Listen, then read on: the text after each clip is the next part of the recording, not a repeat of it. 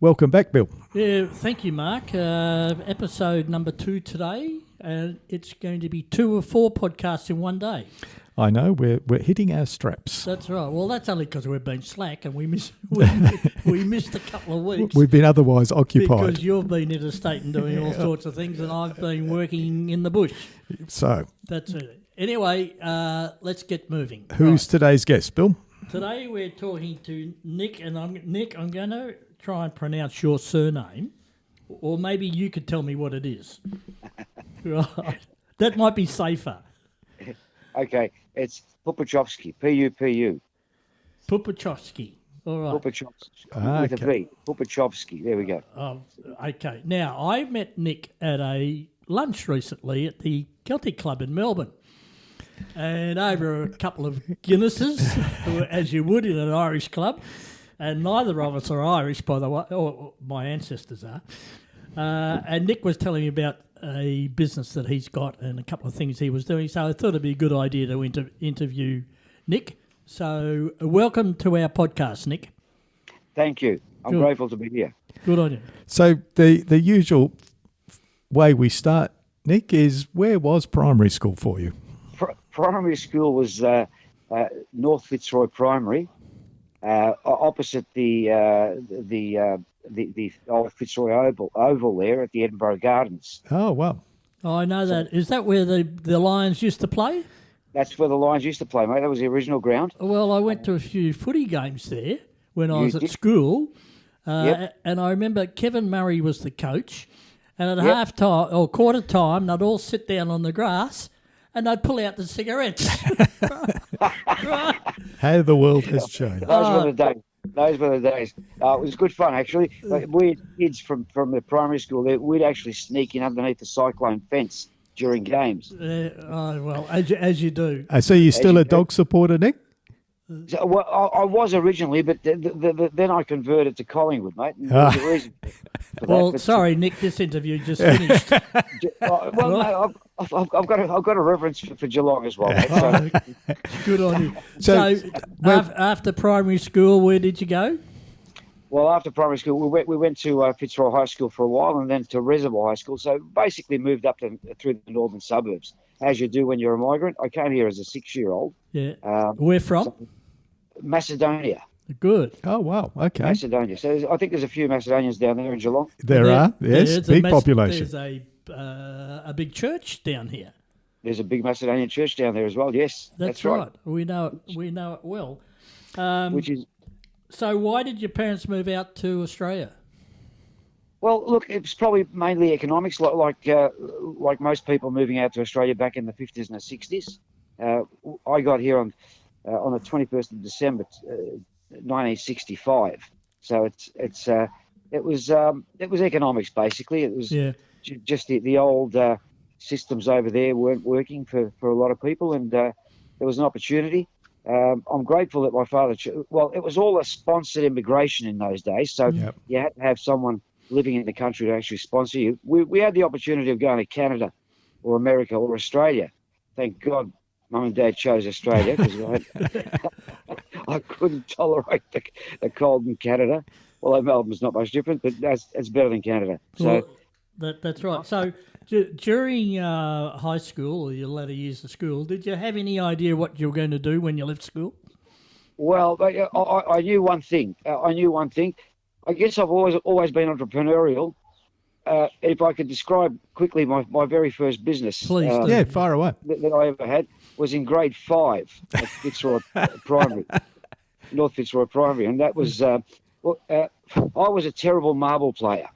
I'd lose all my marbles there. Not that I've got much of them left anyway, but at this age. But I couldn't play, but I love marbles. I love looking at them. I love collecting them. But my cousin Costa was a great marble player. He'd ran out of marbles one day and he said to me, "Can you lend me some marbles?" So I said, "Okay, I'll tell you what I'll do." Just came to me. I don't know why or how. I said, "I'll give you 5. If you lose them, don't worry about giving them back." I said, "But if you make any more over 5, we'll divide them in half." So didn't realise what was happening. But after about a week of doing this, all the other kids started asking for marbles to be lent to them. So I lent the marbles, and I was lending marbles out and getting their half whatever they won. Now, as you'd appreciate, That's how the banks operate. Well, before we move on, Nick, we better advise our listeners to go onto YouTube and Yes. put in marbles and learn all about it, because just like you, I had a big bag full of marbles, and every Yes. lunchtime we'd play, and Yes. the objective was to walk away with a bag bigger than what you started with. Well, I had a TAA bag. You know those little TAA bags? Yeah. Yep. After a week, I'd filled it. Oh, Now, wow. what happened was, one boy, he was a friend then, but his name was Jordan. And Jordan didn't like the idea of losing the marbles, so he went up to the vice principal and he said to the lady, Mrs. Smith, her name was, he said, "Look, Nick stole my marbles." Now, I hadn't stolen his marbles. I'd won them fair and square through all the other guys, but he could recognise his marbles. So anyway, I got called into the office, and there's the principal and the vice principal there, and he says to me, "Did you steal the marbles?" I said, "No, I won them." He goes, "Tell me how you won them." So I explained the story. I'd lend out 5, and whatever came back after that was we'd divide in half after I got my 5 back. Anyway, I could see a smile across his face. He must have thought, thinking back now, he must have thought, this guy's going to be a merchant banker, I'm for sure. Anyway, although Mrs. Smith, she wasn't too happy with that arrangement. She said, "Look, you've got to give them back." I said, "No, they're my marbles. I'm not giving them back," which was obviously my first run-in with authority. Yeah, they always want to take what you've got, as they're doing now. But I said, "Okay, I don't want to give them back." Anyway, as a compromise, the principal said, "Look, I tell you what, give half of them, distribute half of them back to everybody, and you can keep the other half." So I guess that was my first foray into business, mate. Good. So, And when you left school, what was the first thing you did job-wise when you left school? well, actually, I went on Besides to become... playing marbles. Besides playing marbles, I actually did accounting and became an accountant. But after the first 3 years, I got so bored, so absolutely bored with it, that I decided this is not for me. Yeah. Although, mind you, I don't regret anything, because I can actually tell you how you got to that bottom line, so which is great in business to understand how to get to that bottom Good. line. So, Having good financials is very important, isn't it? that's right. It was a great financial education, which is what we all need to start a business and go into business. But at that time there, I actually had built my first house after I got married. Yep. And mind you, in those days, we got married at the age of 22, 23. So if you're over 25, you're over the hill. Back in the early 80s. And Nick, I recall you telling me you had a mixed marriage. Well, Is that right?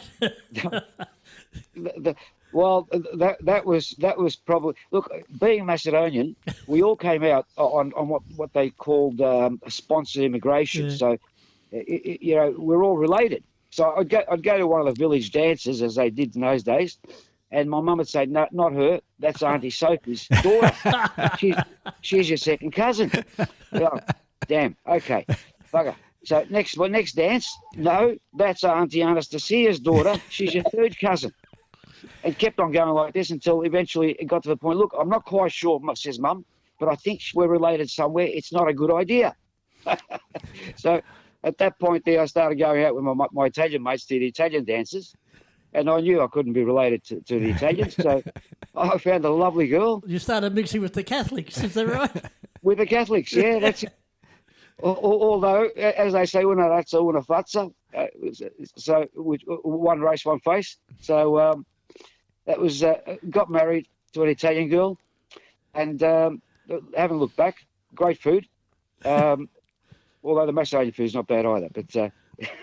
All right. So after accounting, what line of work did you go into? Well, actually, after accounting, I decided the opportunity arose where I could become a builder. So I became a registered builder with another business partner, and we started doing renovations and extensions, which was great. Which was a great thing. I guess that always stayed in the back of my mind, but opportunity again arose back in the mid-90s. This was the mid-80s. In the mid-90s, opportunity arose again, and I got into the hot water business, commercial and residential. And we were probably one of the first few people that were actually using heat pumps when nobody knew what a heat pump was. but between the years 2008 and 2012, we'd installed over 12,000 heat pumps throughout Victoria. So we were pretty good at it. Anyway, I got a bit bored. Then the opportunity comes out of nowhere, and this is where you have to listen to your wife. Whatever they say, it gives you an opportunity somewhere. That house that we built, the double-story house. Now she's got scoliosis, which is a curvature of the back, and as you get older, it gets worse. Now she had some surgery done back in 2012, and so she's finding it hard to climb up the stairs. She says, "Look, Nick, we gotta move." I said, "Where are we going?" She goes, "I can't do the stairs anymore because our family to capture the views upstairs." I said, "Okay, all right. What can we do?" So I said, "Look, let's think about this." I said, "The problem is, her Catholic church is around the corner. My Macedonian Orthodox church is around the corner. Our friends all live within 5 to 10 kilometres around. Our sons and grandkids and all that live around the area as well. So it's a bit hard to move. I'd have to go out another 20 k's out to find something on a flat piece of ground." So I thought, what about a lift? Now, my idea of a lift was a Myers lift. You know, the ones where the doors slide open. Yep. Got men's socks and underwear. Yeah, that's right. Level 3. And I thought, how am I going to get this into my house? Anyway, I've been thinking about it. We're sitting around with some of the plumbers from the hot water business that I've got, and a Sparky, and she said, "Look, guys, do you guys know where I can get a lift?" I said, "No." I said, "What do you want a lift for?" I said, "Well, we can't really stay because we can't walk up the stairs. My wife can't." Anyway, I said, "No, but I'll tell you what, we'd love one too. My knees are buggered, my back's buggered," says the other one. So anyway, at that moment there, we're at Brunetti's in Carlton there, and a friend of mine, a Chinese boy, which I used to give work to, he came to Australia back in '98, and I used to give him day work while he was studying here. He stayed. He rang and he says, "Can I join you?" So he joined us, and I thought to myself, all right, I'll ask Tim. He's from China, he knows it all. So I said, "Tim, do you know any places in China I can buy a lift from?" He goes, "Yeah, how many do you want?" I said, "How many do I want?" I said, "I don't know, guys, you want a lift?" "Oh, yeah, we'll be in for one." I said, "Well, you got 3 here already." I said, "Why do you ask how many do you want?" He goes, "My father makes them." I said, "Your father makes them?" I said, "You never told me." He goes, "You never asked." I was embarrassed. I said, "You're absolutely right. I never asked." So anyway, he showed me some of the lifts his father made, and I thought, that's it. At that moment there, thanks to my wife, I'd now turned this into a business idea. I thought, I can't go broke here. There's 100 mates I know that are my age that all got double-story houses. They'll all want to lift one day, soon or later. But so at that point there, we started working on it, and we obviously changed it around a lot to the Australian sensibilities because obviously being here, Aussies really don't like peacocks and sunflowers. Yep. They're decorating their with. But Nick, glass. I'll just stop you there for a minute because this new company, or it's not new now, is called MiniLift. MiniLift. That's MiniLift. right. And you've got a website called MiniLift. MiniLift.com.au, yes. That's right. But it's interesting. You also told me that you've been installing mini lifts, and people should go onto the website, by the way, and have a look at them.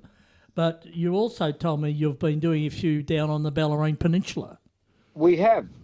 There's a lot of people that have been, let's say, moving down towards the Bellarine Peninsula from Melbourne, because obviously it's a beautiful area. A lot of people that used to have a holiday house down there have now turned it into their primary place of residence, but they're finding it difficult to walk upstairs. As we get older, obviously it's going to get harder. But so they've looked at it, and they thought, okay, residential lifts are a good idea. The difference is, it's not the old. They're no longer $150,000, $200,000. They're no longer for the rich and famous, mate. Our lifts range between $30,000 and $45,000. So it's we've got 16 different sizes, all glass shaft. They look terrific. We can go up to 4 floors. It's hard to find a house that we couldn't fit a lift in. How long have you been in business then, doing the lifts, Nick? Sorry, buddy. How long have you been in the lift business then? Okay, now the interesting part was that conversation we had with Tim, my business partner now, that happened on the 19th of November 2019. Just before. Okay, yep. Yeah. Now, what an opportunity that presented itself, because we weren't allowed to do maintenance with the hot water company, so we could only do replacement. The government thought that was a fair deal. Anyway, that gave us the time to actually focus a bit more on creating a lift company. So we had all the time in the world while we were locked down, locked up, locked out, whatever you want to call it. And we just designed and developed a lift to our sensibilities in Australia and our standards. These are hydraulic lifts, and if you know what a hydraulic forklift is, it's basically, this is a forklift on steroids. Yeah, okay. With glass around it. So very quiet, very easy, low maintenance. You only need to service them once a year. It's not really servicing, really. It's just more checking out the safety sensors on them. You can't get yourself locked in. It's impossible to lock yourself in. You won't feel claustrophobic because it's glass all round. And they just work beautifully. And listen, Nick, we're not going to charge you for this advertisement, by the way. Right? Okay. But tell me, how did a foreigner end up in an Irish club for lunch? I was just going to ask that question. Mate, I've got to tell you, I've got an affinity for the Irish. Okay, they're actually we've got a very similar history, although miles apart, for the Macedonians and the Irish. So we've always been downtrodden by someone, and so I've got a great affinity. And what I love about the Irish is they love having fun. Yeah. And if I can't have fun, I won't do anything. So this business has been fun, and that's why I'm doing it. If it was not fun, I wouldn't do it. The way we run our business, obviously. Look, I actually had a huge in business. Huge change to the approach of how I did business back in 1989, and that was I actually went to a seminar from a gentleman called Michael Gerber. He's from the E-Myth fame. He's the guy that coined the term turnkey company. So work on your business and not in your business. Well, that's it. So that's primarily it. And the way we developed this business was first to see whether it was affordable to at least 50% of the population. Is there a need? Yes, there is a need. We're an aging population. Is it safe and easy to use? Yes, it is. So, and is it able to be systemized? So we found out, because it's almost flat pack, that we get them from our factory in China. By the way, we bought into the factory in China. That's how we were able to command what we do here with it, which is good. But the reality for us has been the business is now basically running itself, which is great. Our future hopes for the business are that we establish a couple of authorised distributors throughout Australia, because we are Australia-wide. We've done lifts in Perth. We've done lifts in Bundaberg, Sydney, Canberra, etc. So, have you got kids, Nick? Sorry? You got kids? I've got 3 sons. So they want to take over the business? Well, I've got one of them in there so far. Fantastic. But don't worry, there's people coming up, which is great. So I just like to see it grow. Now, Nick, I'm going to give you a bit of trivia. All right? Tell me. Michael Gerber. Yes. And he wrote the famous book. The E-Myth. The E-Myth, that's right. Isn't it? Would you believe that Michael Gerber came to my house in Kew on one Sunday and we had lunch together with a group of other people? Oh, my God. How's that? I can't wait to see you at the Celtic Club again. I've got to shake that same hand again. I'll tell you an interesting fact about Gerber. He and I've lost touch, obviously, and all the rest of it, but he comes across, as this dynamic presenter, and he sold millions of copies of his book and all this. Yes. But he's a total introvert. You could hardly get 2 words out of him. Right? Really? That's Okay. right. Anyway, I'm glad, because that is a lesson for everyone else that's listening to this about systematising your business. You know, Correct. and a lot of business owners don't stop and think and don't reflect on what they're doing, and they don't take advice from anybody. But it's interesting. You went to a seminar, and it was a tipping point. It 1989. It tipped you into thinking about how can I run my business better. Correct. And you're obviously thinking of succession planning, Nick, which is good too. Sorry, say that again. You're thinking of succession planning. Who's going to take over your business and how's it going to operate? Because you obviously don't want to get rid of it. You want it to keep growing. From day one, the idea was that I'm just, let's call me the founder. That's it. Yeah, love that. But at the same time, I sit there and smile quietly when I see the other guys just doing it, and seeing that I'm not really required. Tell me, Nick, what do you do in your spare time? Really, my spare time is spent going to cafes and dinners and lunches with friends and family. You are a true European then. Is that right? I love it. I mean, I could live in a cafe. As a matter of fact, the only time I go to the showroom is if I have to see someone at the showroom. Yeah. We've got a showroom in Croydon South, but having said that, to the people in Geelong, etc. Look, you're only going to buy a lift once in a lifetime, so you may as well take the 1.5 hour drive out to Croydon South. And be shouted at a coffee. So, so how long have you been married? 82. 82 years. That's a long time. No, 1982. Yes, yeah. It's a fair few years, mate. It's Good. And have you got any grandkids? I've got 5 grandkids, mate. Oh, there you go. Oh, well, the succession's all lined up for you now. That's it. There's your next 3 employees when they come through. Well, I hope the sons will introduce them to the business. But look, the most important part for me has been I get a lot of satisfaction out of creating businesses and seeing them successful. Yeah. But in the end result, look, like any business, like as I said, we'd love to do authorised distributorships, which we will be doing. That's why we've done lifts in other states and in other capital cities, etc. Just to let's say start the sparker out there. The most important part to me is to see it grow, but without me in it. Yeah, and that's very good. I know how to achieve that, and that's only by, as we said, and we talked about Mr. Michael Gerber. That's the only way in business if you really don't want just a job. And you ride out of the heat pumps and all that. So lifts is it?